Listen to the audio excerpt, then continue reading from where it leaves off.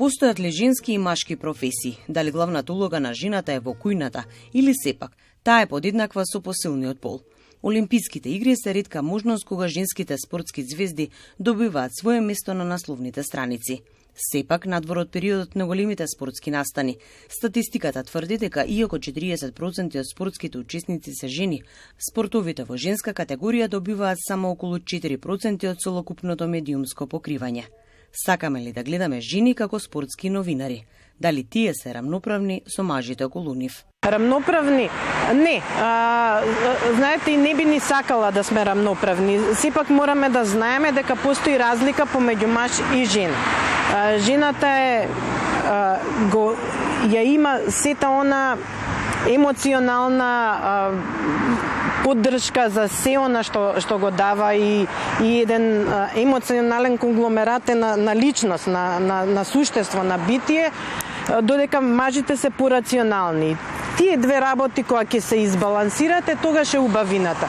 Значи, рамноправноста јас не сакам и не поддржувам феминизам, оној особено феминизам што значи жена и никој друг, затоа што пак ќе кажам, мажот и жената се различни. Мора да знаеме дека сме ние различни, меѓутоа треба да знаеме и дека можеме да функционираме заедно. Ако ние жените не ставаме замерка, нели она што обично се знаело дека не знам за во кујна или не знам за на фризер треба да е жена или сеа тие стереотипи бар од женска страна воопшто не ги ни забележуваме, нити ги приметуваме, баш напротив ги прифаќаме со расширени раце.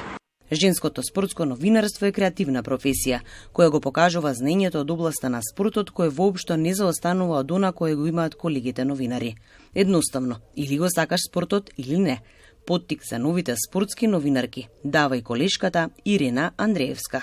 Апсолутно да, затоа што така и ќе се даде до знаење, ќе се види способноста, можноста, креативноста, емоцијата, импулсивноста, се она што го носиме ние како жени, како карактер.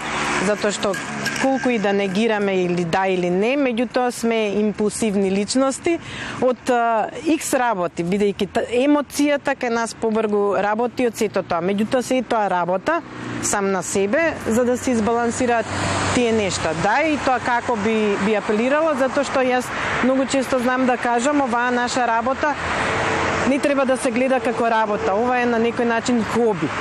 Ова е нешто што на вистина го работите со срце, со страст, особено ако сте биле спортист, да знаете низ која мака се поминува, ако сте биле дел од спортот на било каков начин, не само како гледач. Гледачот е едно, оној што бара малку видел мака од тренинзи, од она што значи да се станува, да се оди, па морам, не морам, сакам, не сакам, пораз, сето тоа е една работа која што навистина треба да се искуси во животот, затоа што спортот, а потоа и спортското новинарство го кали човекот.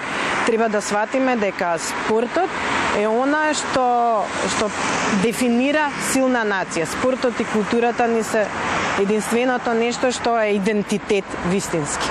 Медиумите треба да известуваат подеднакво. По исти критериуми ја публиката треба да знае, гледа и поддржува резултати, кои не се поврзани со естетиката, туку со реализирани постигнувања засновани на квалитет.